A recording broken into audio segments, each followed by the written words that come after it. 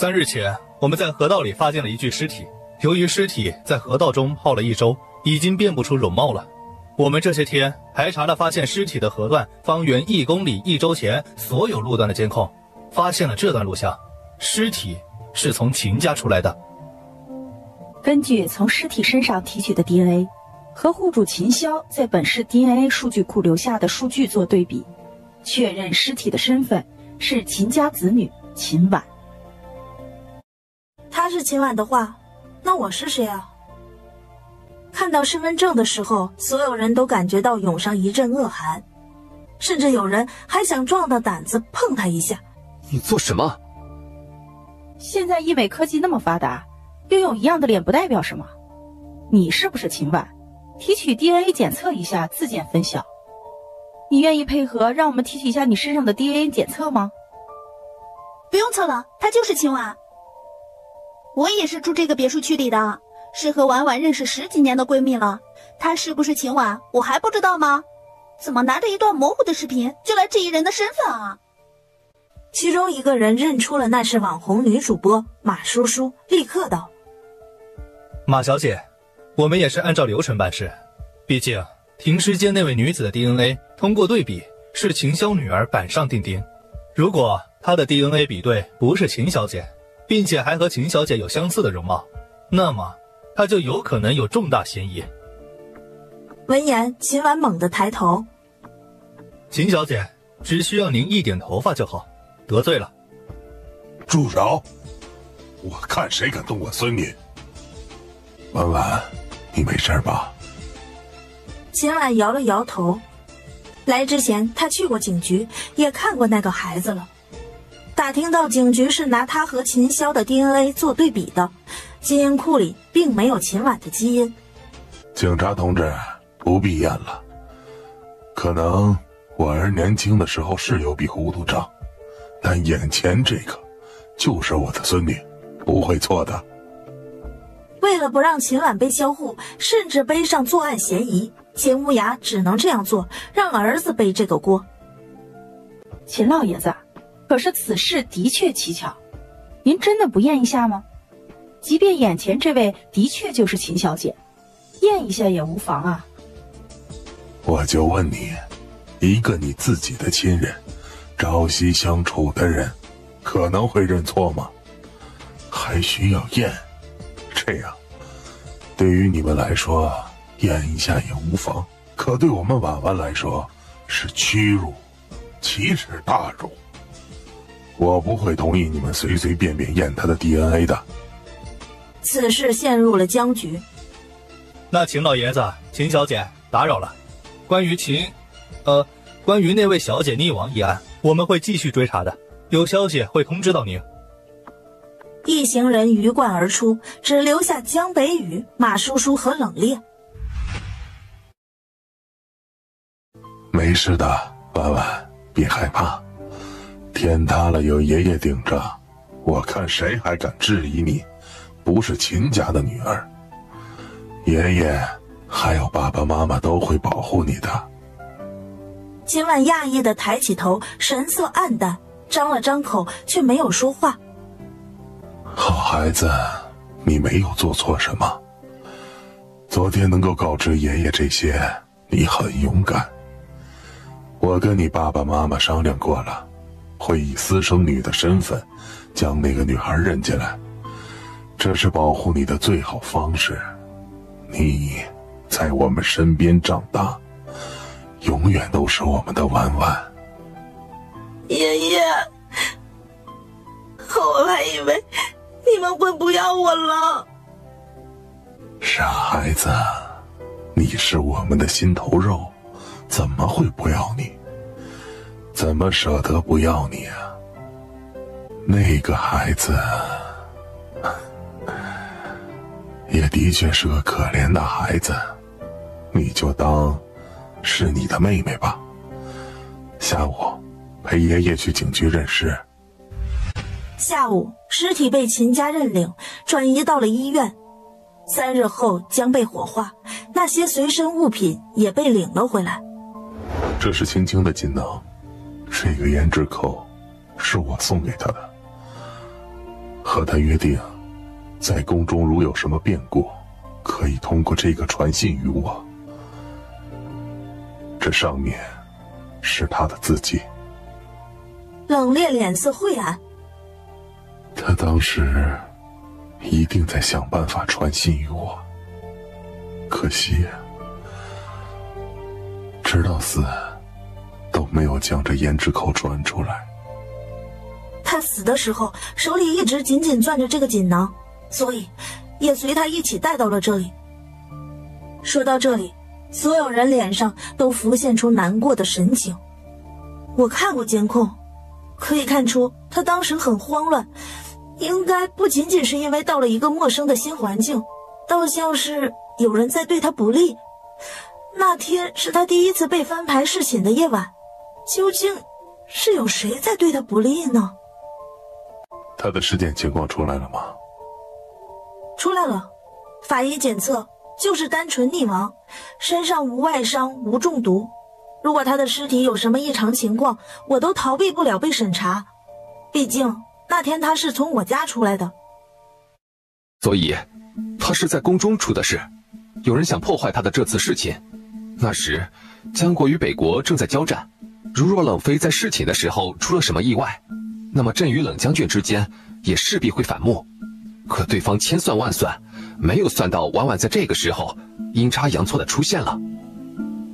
其实仔细回忆，朕也觉得那日有些不合乎常理的地方，比如当时他身上穿的是正常完整的衣裙，不像一般嫔妃侍寝时身上只穿着轻薄的亵衣，所以当时婉婉并不是被太监抬到朕的寝宫来的。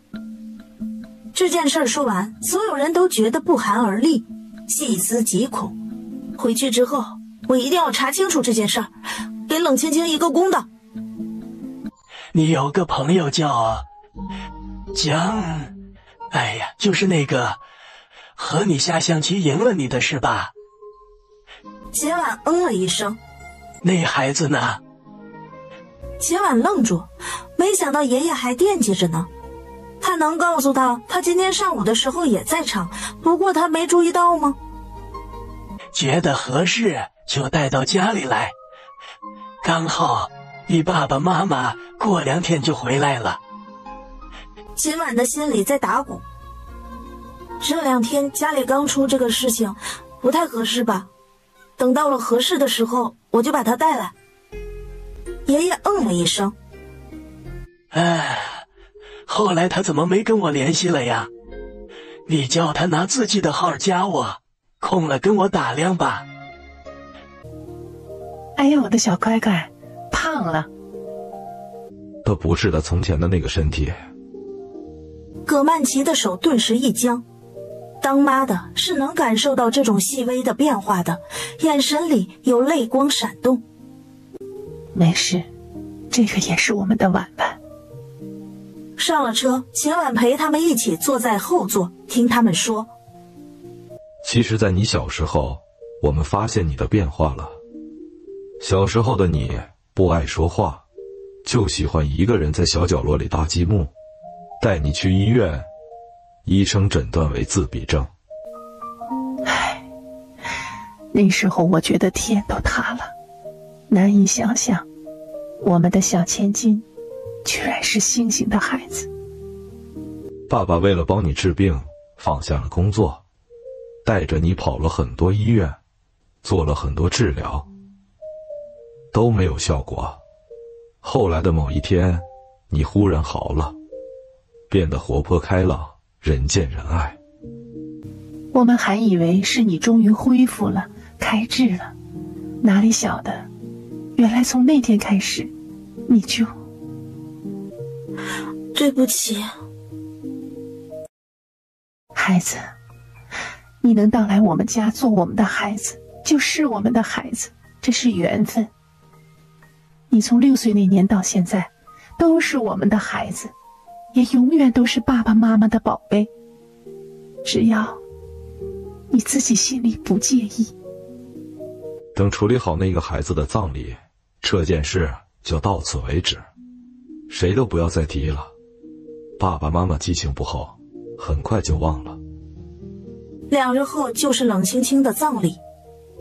他被取名为秦晴，埋进了秦家的墓地，许是希望他在下面能够阳光开朗。你放心吧，我会替你查到凶手。哎，婉婉，你知道你家皇上前天有场直播爆了吗？啊，我不知道呀。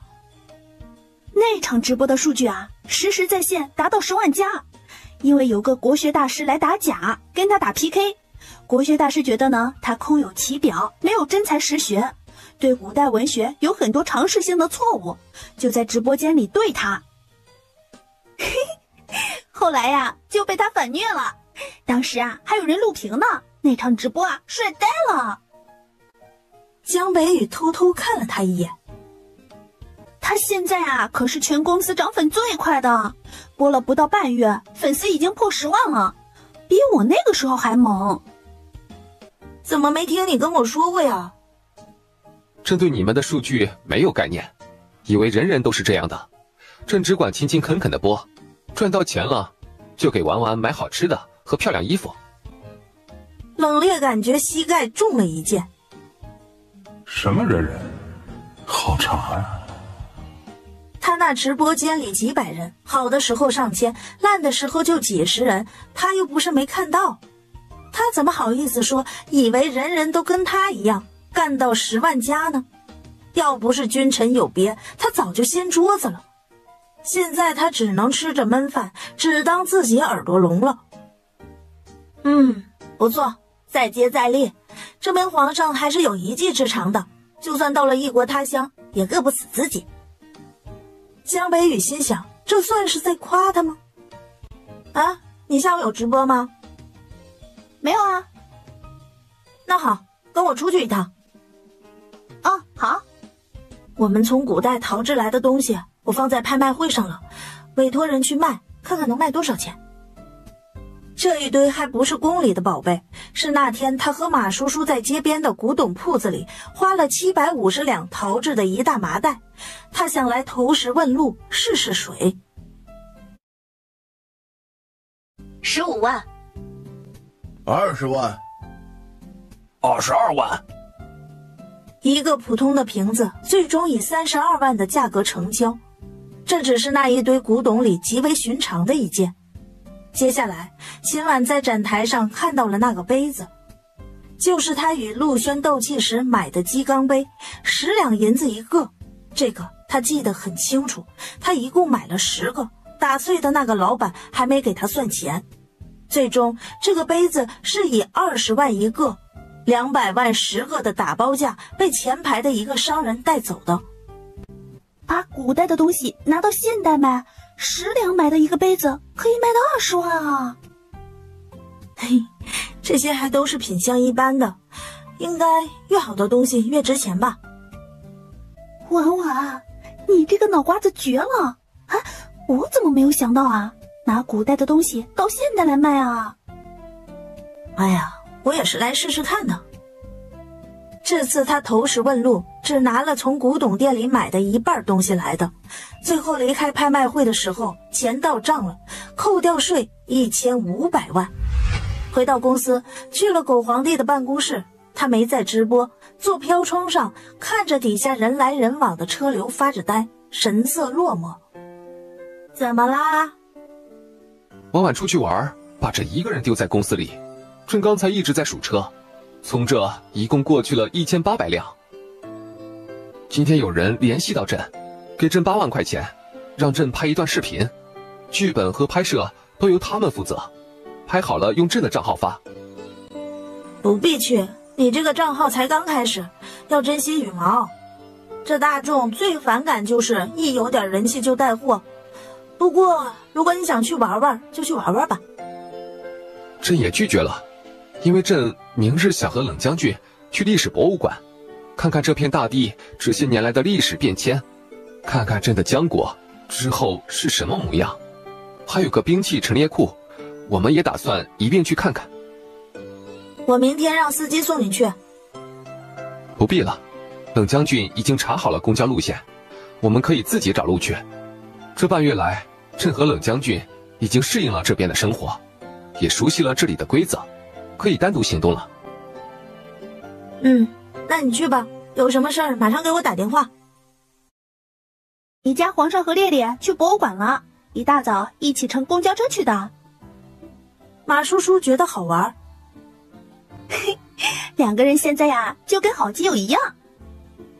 秦婉依稀记得刚来的时候，这俩人的关系是不太好的，因为他和马叔叔加上这次同游现代，关系才有了变化。他也觉得有意思，拿起手机问他：“到哪儿啦？”在和冷将军在面馆吃牛肉面，下午进馆。怎么才到啊？冷将军那头蠢驴地铁坐反了。他拍了一下冷冽，冷冽手上还拿着一张地图在研究，就跟10几年前出门旅游的人一样，估计还用不惯手机 APP 上的地图。俩人刚进博物馆还是兴致勃勃的，可晚上9点，秦婉忽然接到了马叔叔的电话。哎呀，出大事了，婉婉，你快过来看吧。到了马叔叔家里，一看江北雨和冷冽以相同的造型，直愣愣地坐在沙发上，一动也不动，一句话都不说，僵硬的连眼睛也不眨，像两尊石像一样。这是撞邪了，还是魂被收走了？啊，该不会是柚子被人嘎了吧？秦婉一惊，撩起江北雨的 T 恤，看到那熟悉的腹肌完好无损，这才松了口气。啊，江北雨，你怎么了？别装死，说话呀！这个世界的文明顺序是夏、商、周5代10国，汉、唐、宋、元、明、清。那朕的江国呢？在朕这一代已经连绵数百年的江国呢，甚至在历史上没有任意一笔。那么朕所处的那个时代又算得上什么？朕甚至做好了准备，看朕的江山传到哪一代会被覆灭，因为任何一个朝代的兴衰都是历史的必然。可是朝无此朝是什么意思？这个或许江国是在另一个平行世界里呢，又或者是处在历史的断层里呢。不但是江国，你看啊，什么北国、南国、庆国，不也照样都没有吗？哎呀，大家都一碗水端平的。江北雨更 emo 了，这让朕觉得朕所处的世界是假的。那你告诉朕，什么是真的，什么是假的？原来在这个世界，一颗导弹能够穿越一片大洲的领土，攻打到另一个国家的领地上，不用一兵一卒，一颗炮弹就能让一座城池瞬间化成一片废墟。臣还觉得这个世界是虚幻的。秦婉和马叔叔相互对望了一眼，耸了耸肩。两个男人 emo 了一阵子，就化悲痛为食欲，拿手机点了个外卖。披萨、烧烤和炸鸡，那啃得叫一个嘎嘎香啊！这一日，江无涯在书房拿起老花镜戴了起来，正打算欣赏把玩他的宝贝字画，忽然发现多了几幅。除此之外，古董架上也多了几个新面孔，都是好东西呀！他拿起来仔细辨别的时候，手竟禁不住激动的一颤。婉婉，这些都是从哪里来的呀？秦婉看了一眼，这些都是他从宫里带来的江北雨赏赐的一部分宝贝。这是我从拍卖会上买的。爷爷您喜欢吗？爷爷喜欢啊，喜欢的不得了，尤其是这个。他展开了一幅画，是江北雨亲手画的《千里江山图》，上面还有他的私章落款。这个也是你从拍卖会上买的吗？啊，这是北雨，江北雨亲手画了送给您的。没想到那小子还这么有才华呀！婉婉，你什么时候把他带到家里来带给我们看看啊？秦婉想了想，咬了咬牙，后天吧。他不知道自己怎么就答应了，好像舌头比脑袋先快了一步，可是话已经说出口，就不好再反悔了。好，终于可以见到那小子了，我倒要看看这小子是何方神圣，能打败我们的婉婉。他深吸了一口气，去了江北宇的办公室。江北宇啊，后天来我家，我带你见见他们。真的吗？我爷爷看到了你的画，想见一见你。话音刚落，啪的一个吻便落在了他的额头上。婉婉，你终于愿意带我见你的家人了。别飘啊，我爷爷想见你才带你去的，见了他们不要乱说话。冷将军，你给朕看看，朕的眼睛是不是出毛病了？这个小数点在哪儿啊？到底有几个零啊？个十百千万，13亿。婉婉家现在住的房子13亿。这样看，婉婉的家族在这个时代应该是顶级豪门了。皇上要买房？朕在这边半个月，这边的货币挣了3万9。马姑娘说，这已经算是很好的数据了。按这个收入，朕要何时才买得起13个亿的房子？冷冽也沉默了，他吭哧地拨了半拉月，赚的钱刚刚够付婚纱照的定金，钻戒还都差得老远呢。这要是让他买房，就更吃力了。无论如何，朕先准备好眼前之事吧。后日，朕要见婉婉家里的长辈。恭喜恭喜！爷爷，这就是小江啊，感觉有点眼熟，画如其人，嗨，长得是真俊呀。这时，秦霄和葛曼琪也刚好从楼上下来了。爸，伯父伯母，来，小江，进来坐。平日里喝什么茶呀？龙井。龙井是好茶呀。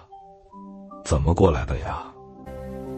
有个朋友刚巧住在这附近，借宿的朋友家，走过来的。我们1年时间有一半在国外，家里面都靠婉婉自力更生，要管理公司，所以他的性子强势一些。除了生意上的伙伴，很少结交男性的朋友。婉婉很好，我和她认识也是因为机缘巧合。我尝尝，这是雨前龙井，口感清甜，回味悠长。考考你，雨前龙井中的雨指的是什么？谷雨。产地在哪里呀？龙红。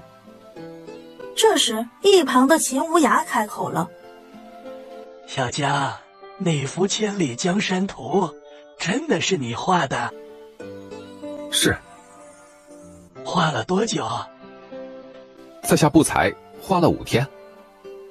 ”“5天？我以为你至少画了1个月。笔锋老练霸气，一看就是时常作画之人。你有没有兴趣加入华国书画协会呀？”“可以。”“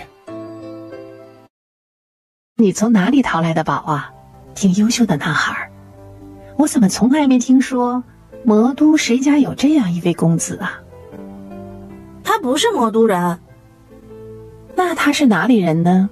我们可不行远嫁啊。”“反正你们在国外，我远不远嫁，你们也见不着我。”“我们1年还是有半年的时间在国内的，至少这半年可以天天见到你呀。”“那如果是远嫁的话，一半时间在外面，一半的时间在魔都，怎么样？”“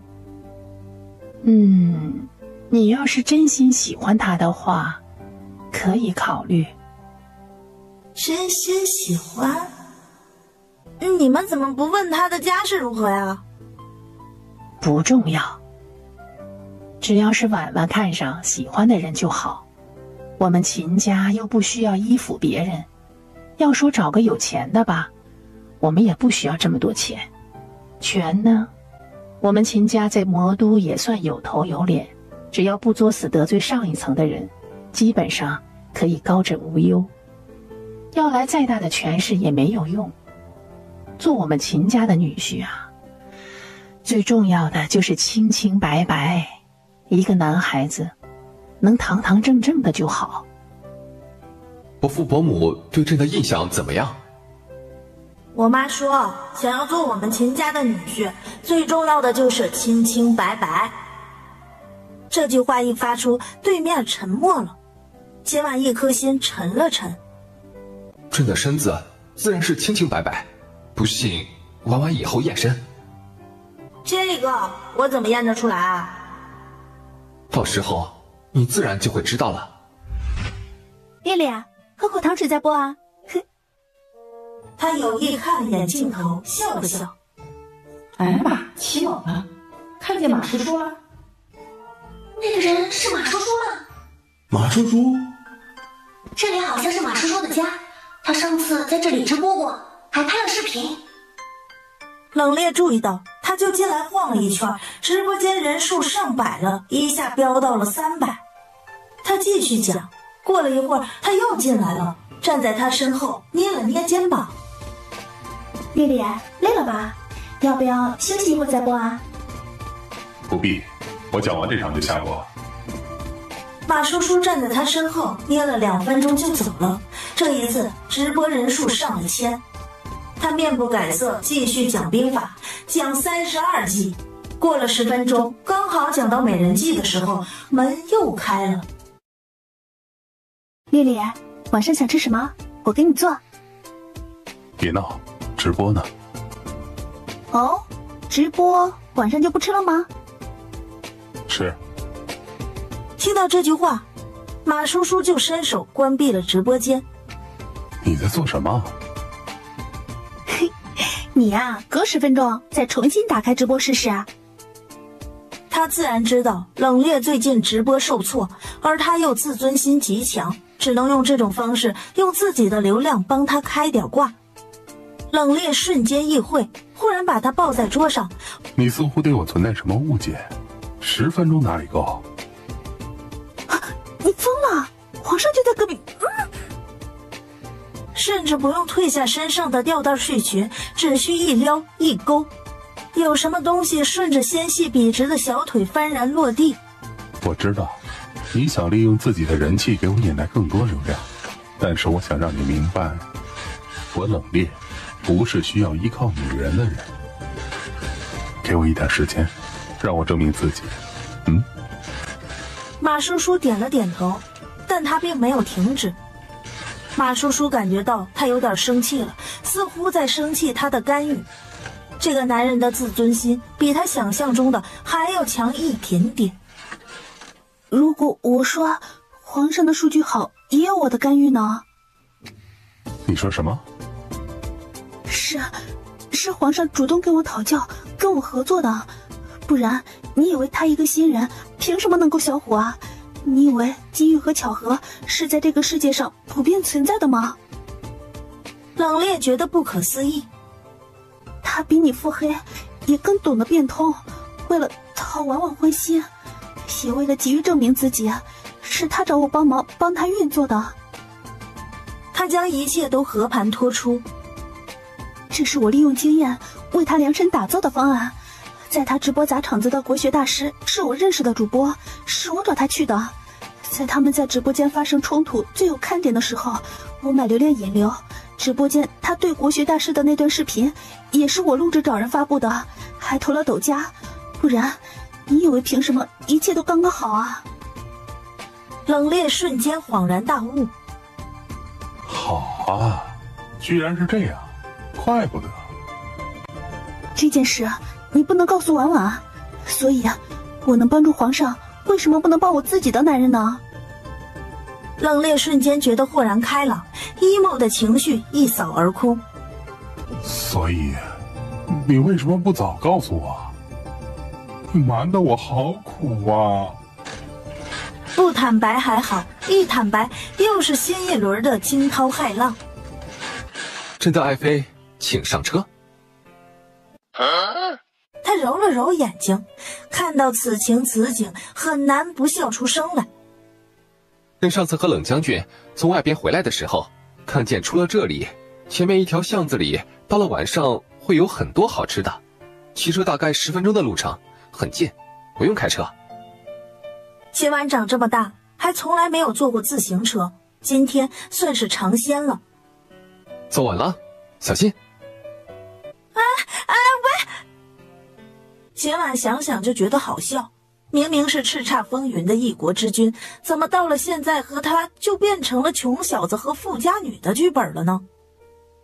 皇上在这个时空里一无所有，如果无人帮扶，慢慢就会体会到生存的艰难。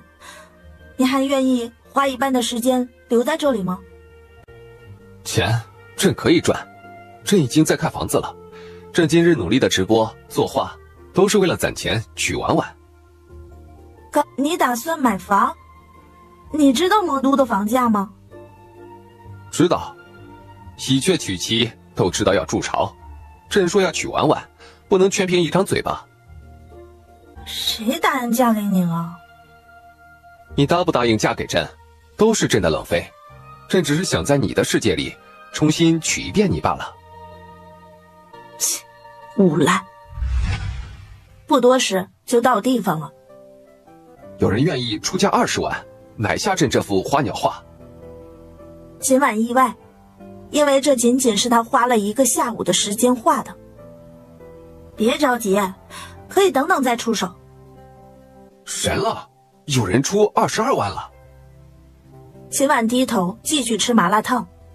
他们问这是哪位大师的画作？秦婉思索着怎么帮他回。这时江北雨说：婉婉，你爷爷出价了，出了30万，要不我直接把画送给爷爷吧？不用，爷爷在帮你抬价呢，那个问题不用回了。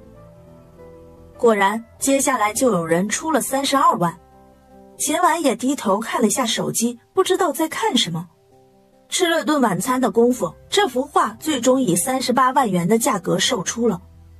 看到钱到账的消息提示，秦婉很意外。啊，你怎么把钱都转给我了？这是朕来这里挣的第一笔大钱，给婉婉。婉婉可以拿去买漂亮衣服、包包和好吃的。你不是要攒钱买房吗？赚到的钱都给我了，你还怎么买啊？钱要攒，婉婉也要宠，一边赚钱给婉婉花，一边攒钱娶婉婉。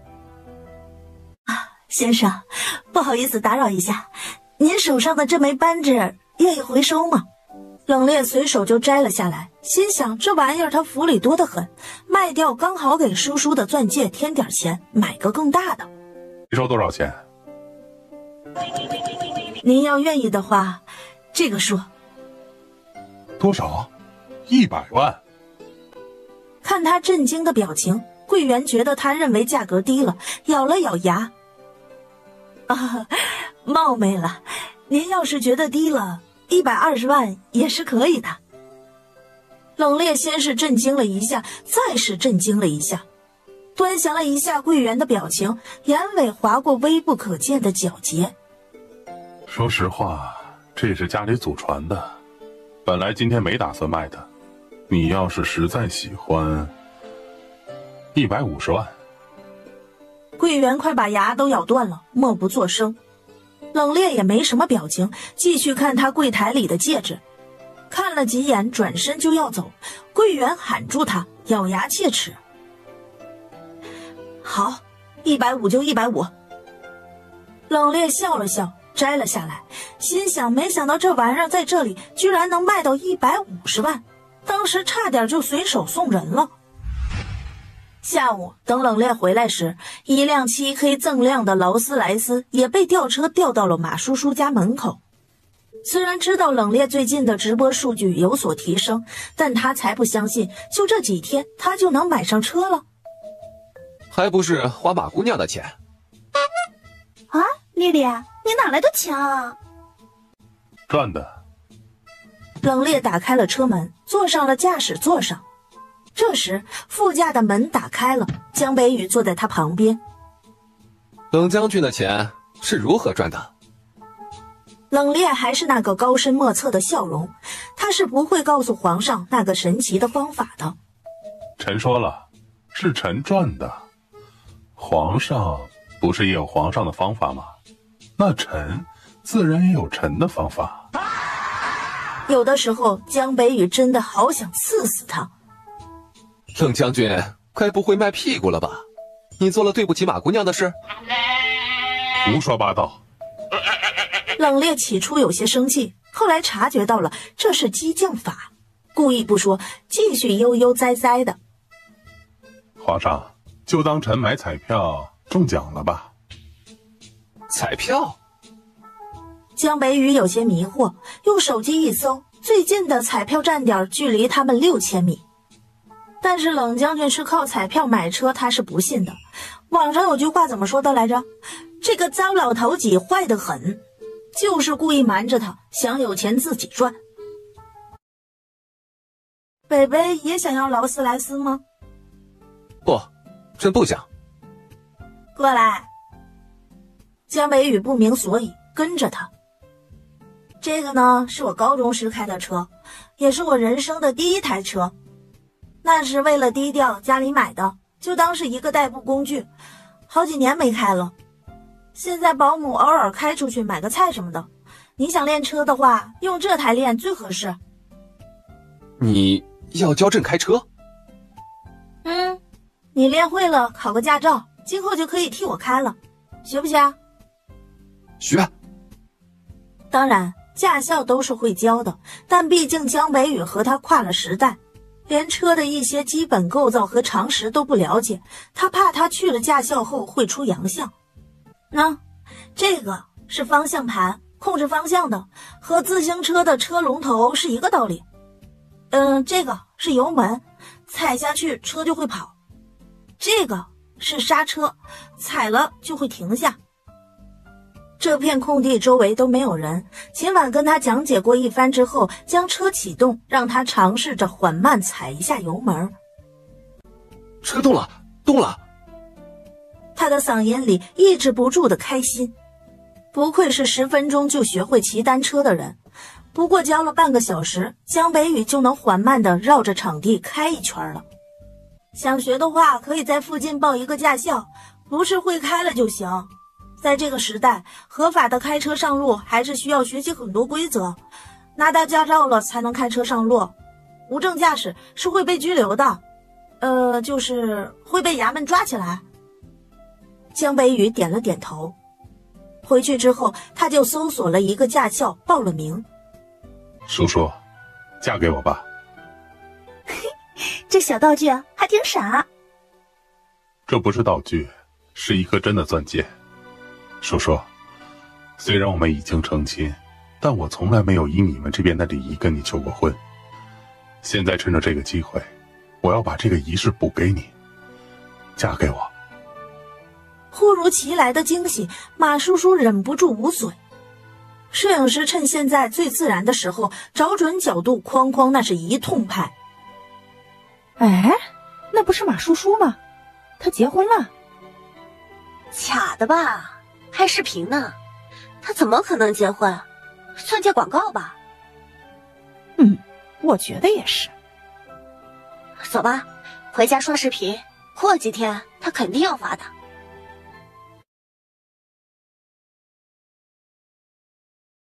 皇上呢？他说他还有点事儿，过一段时间再回来，让我们不用管他。咱们先走吧。那皇上知道怎么回去吗？应该知道，方法都已经跟他教过了，相信他的智商。此时江北宇已抵达林氏，拖着行李箱走进了一家5星级酒店。有电影剧组联络他，想邀请他参演一个角色。他是过去试镜的。放好行李，他去了隔壁的西餐厅，点了份柳橙汁，一份番茄牛肉意大利面。菜很快就上了，意大利面看上去觉得不错，正要往口里送，忽然感觉到了一股巨大的吸力，周围的空间瞬间扭曲。等他恢复意识的时候，发现自己已经置身那个熟悉的寝殿，手上还拿着个叉子，叉子上面还插着面呢。皇上，这没想过要回来，怎么莫名其妙突如其来的回来了？啊，原来这幅画为了避免产生时空错乱的 bug， 开启后一起去的人在画再度开启后必须一起回来，不然时间线就错开了。你们想啊，假如皇上没有跟我们一起回来，他自己在那边度过了2个月，等他回江国，约我们按道理应该只相差几分钟，可是等我们过段时间再度回去时，那边的时间按道理也应该只过去了几分钟，可是皇上却在那边已经度过了2个月，时间线不就乱套了吗？所以只有一起去的人一起回来才不会错乱，所以说皇上是被强制一起送回来的。那如果朕再单独过去一次呢？我曾经单独回去过一次，两边的时间是以阵法开启之后开始重新计算的，这其中一旦有人回去过，阵法开启一次，时间都会产生一次推移。就比如我在1月1号去了那边，我待了12天，1月12号回了江国，对于江国的时间只过去了1分钟。如果这其中没有人再次开启过阵法，我就算在江国继续再待1个月，再返回那边，那边的时间也仍然停留在1月12号，只过去了3分钟。但是重点来了，假如我在1月12号回到了江国之后，马叔叔又紧跟着从江国去了一次那边，就算他只待了3天，1月15号就回来了，那么我下一次返回那边的时间便不会停留在原来的1月12日，而是会随之推移变成了1月15日。哦，没错，我想起来了，我上一次回去的时候，公司里的人说好几天没看到我了，因为那几天婉婉单独回去过一次，而我呢人还在江国，所以那几天我的考勤都是空的。这么说的话，为了避免大家的时间线错乱，凭空失踪几天，大家还是要一起来回比较好。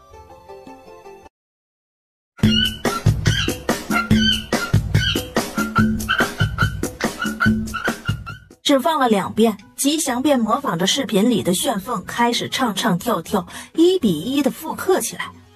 婉婉，给你看个好玩的。啊，他不跑吗？怎么会？就算朕把它卖了，都能自己飞回来。说完，像是突然意识到了什么，迅速撤回。啊！虽然只有1个字带1个标点符号，但江北宇瞬间就不寒而栗了。江北宇，怪不得吉祥飞跑的时候他那么不慌不忙的样子，想来从那时候狗皇帝就开始套路他了。还有哪些套路是他不知道的呢？另一边，江北宇不确定他有没有看到那句话，发了个乖巧的表情包。秦婉没回。婉婉，朕要批折子了。秦婉依旧没回。过了差不多1个时辰，他发了个婉婉，朕要睡觉去了，晚安。秦婉直接设置了消息免打扰。江北宇看几轮未回的消息，彻底慌了。下朝后，江北宇第一件事就是去了荣华殿。秦婉正爬在屋顶上连接太阳能电板的布线，一个泥瓦匠在他寝殿外的墙壁外打洞。你在做什么？你要把荣华殿拆了？是啊，我就想拆了，怎么了？你们都愣着干什么？还不快帮娘娘？累着娘娘了怎么办？皇上，娘娘都您完呢，娘娘是有正事要干，让我们别掺和。布好了线路，泥瓦匠把他宫殿的洞也打好了。秦婉从屋顶上顺着梯子下来，江北宇跟在他身后。婉婉，昨晚为什么不回朕消息？皇上给我发了什么消息啊？我没有印象了。江北宇明显看出来他在生气，也心知肚明，是因为那条撤回的消息被他发现了。有外人在，他也不好说什么，只能说晚些时候朕再过来找你。花了半个多小时，秦婉总算是把空调安装上去了，热得汗流浃背。娘娘，这里面的风好凉快啊！快把门窗关起来。娘娘，皇上来了。不见。皇上，娘娘身体不适，不方便见您。皇上来了。不见。皇上，娘娘身体不适，不方便见您。门开了，感受到里面吹出来的凉风，江北雨就知道他一个人搁里面吹空调呢。身体不适，他身体不要太舒适吧？娘娘身体不舒服，让朕看一看。婉婉，江北雨啊，你知道我最讨厌什么吗？朕错了，朕那个时候就是想逗逗你，那个时候也不知道为什么喜欢和你待在一起的感觉，为了把你留在朕的身边，只好顺水推舟。我最讨厌别人骗我，那时候我以为我不小心放跑了吉祥，你知道我心里的负罪感吗？正是因为有愧于你，所以那段日子你说什么就是什么，你知道我有多憋屈吗？婉婉，朕错了，如果你愿意原谅朕，朕可以任由你罚。哦，秦婉脑海里划过了无数关上门让他跪榴莲、跪薯片、跪空调遥控器的场景，但毕竟这是在古代，让他这样做也不符合一国之君的体面。可是我想不到怎样来罚你，不如皇上自己想吧。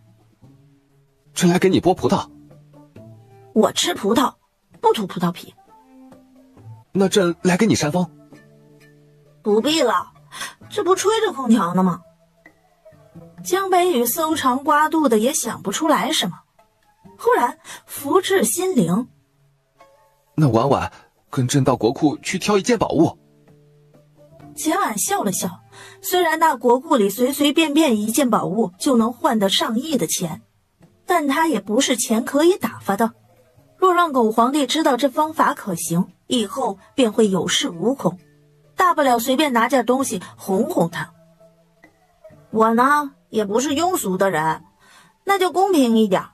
当初我平白给皇上做了10日的工，伺候了皇上10日，那就作为责罚翻个倍，应该不过分吧？在接下来的20日内，我说什么就是什么，我让皇上做什么，皇上就必须得做，如有违背，就不要再来谈原谅的事儿，如何啊？别说20日了，什么时候朕没有听你话了？不是你说什么就是什么。切，给我削个苹果。得亏是冷妃那个贱人没来，不然这一路上又要搞得乌烟瘴气。吃着饭呢，提那晦气东西做什么？也就是有点好奇罢了。姐姐消息灵通，可知道皇上这次为什么没带她去秋首，好端端的就失宠了呢？花无百日红，帝王心本来就是凉薄，失宠难道不是很正常吗？戴着人皮面具光明正大偷听的秦婉忍不住笑笑。这泼天的宠爱，什么时候才能轮到我呀？陆轩没好气地说：我都还没轮到，什么时候轮得到你？上后头排队去吧。其实呀，上一次也出现了这样的事儿，只不过为了揪出藏在朝廷的北国内奸，就怕这次又是配合演戏，我们还是不要高兴得太早了吧。这一次就算是演戏，我也有办法置冷妃于死地。冷将军还在吃饭？冷冽了一声。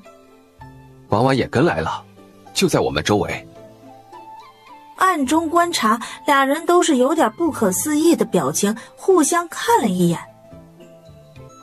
在哪呢？朕也不知道，昨日差点就把他找出来了。既然想要暗害婉婉的人在暗，婉婉隐藏在暗处，挺好的。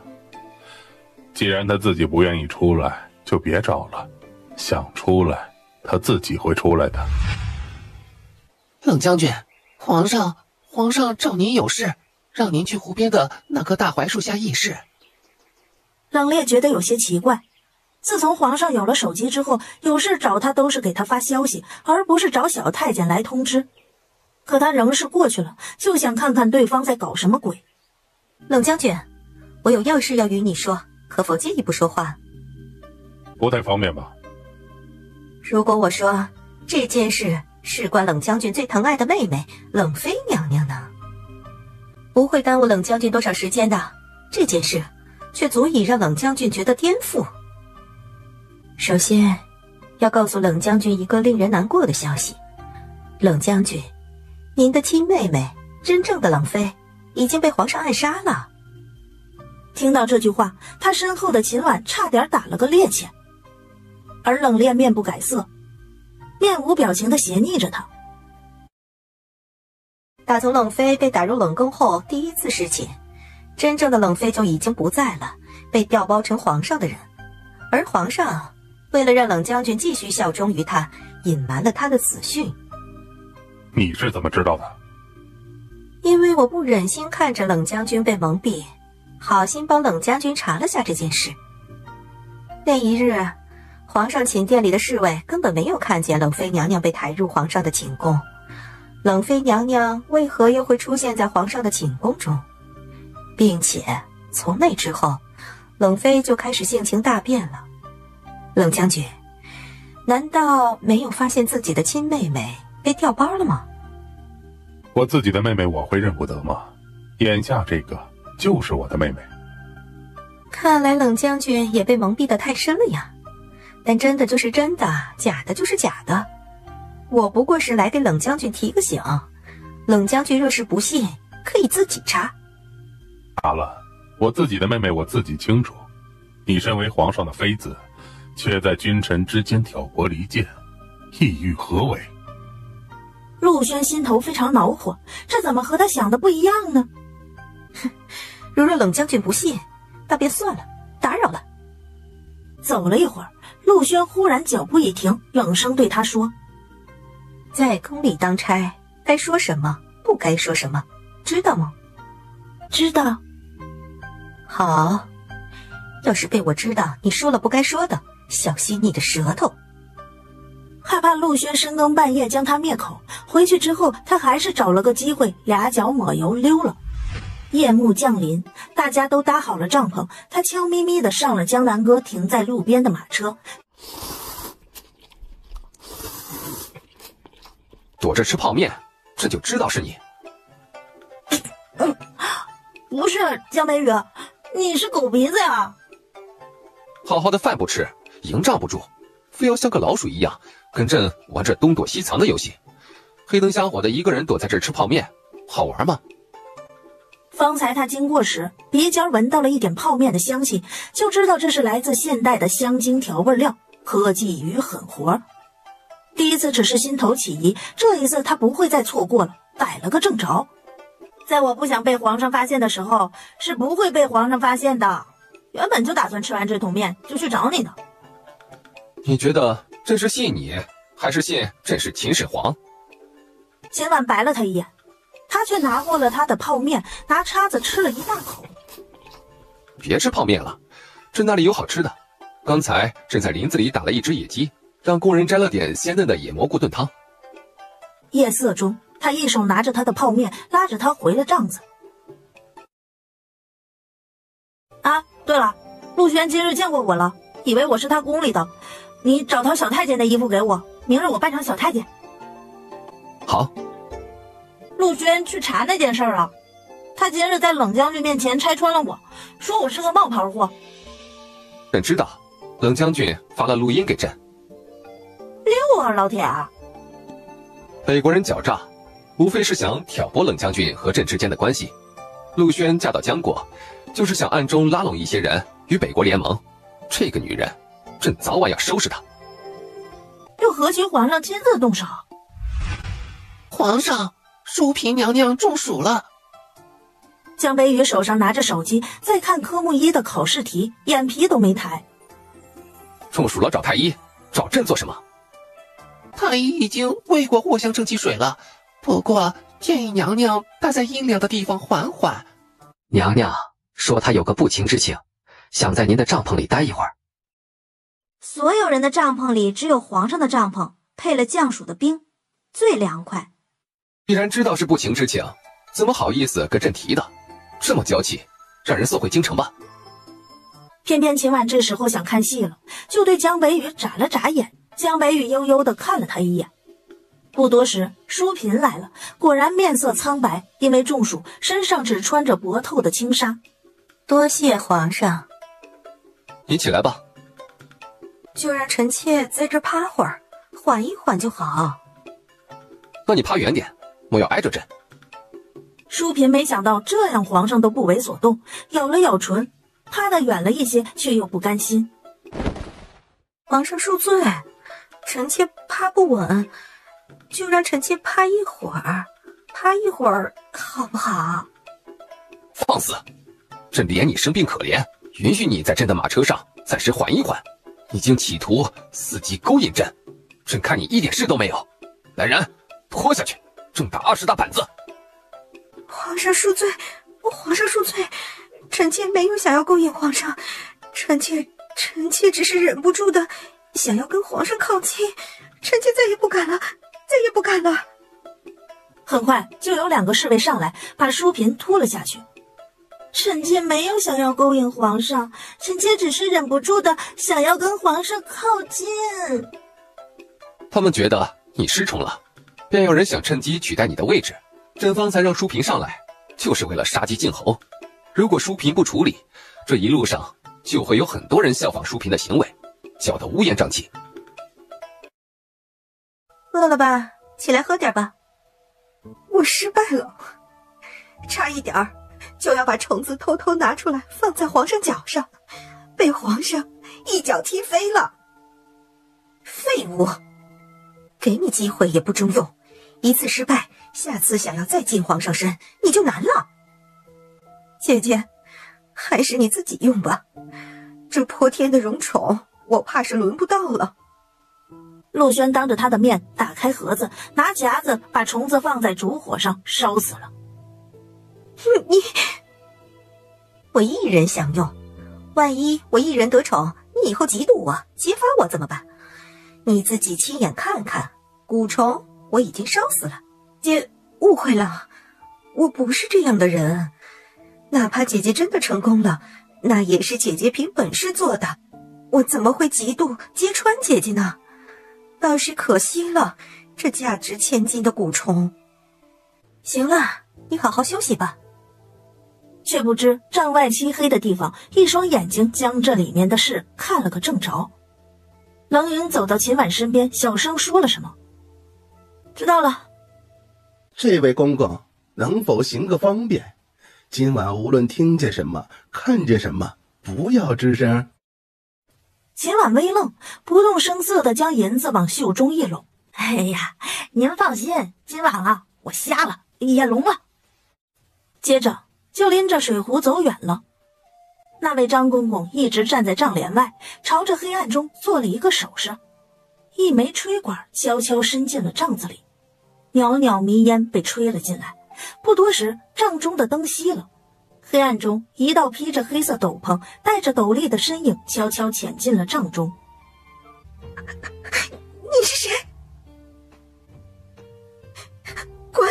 你给我滚！月光惨淡，陆轩穿着破碎的衣服，披上来时的黑色斗篷，踉踉跄跄地离开了帐子。结束了。暗无伤了一声。辛苦了，你身上的蛊虫回去之后朕找人给你清理。啊，无所谓。接着再次隐匿在了暗处。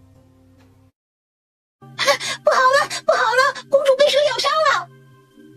秦婉隐约听到这一句，立刻拉着江北宇策马过去了。这是七步蛇，好在公主被咬后，毒血被大量及时的吸出，中的毒不算太深。不过这一个可就麻烦了。蒙可汗得知了此事，立刻送来了最好的抗蛇毒药。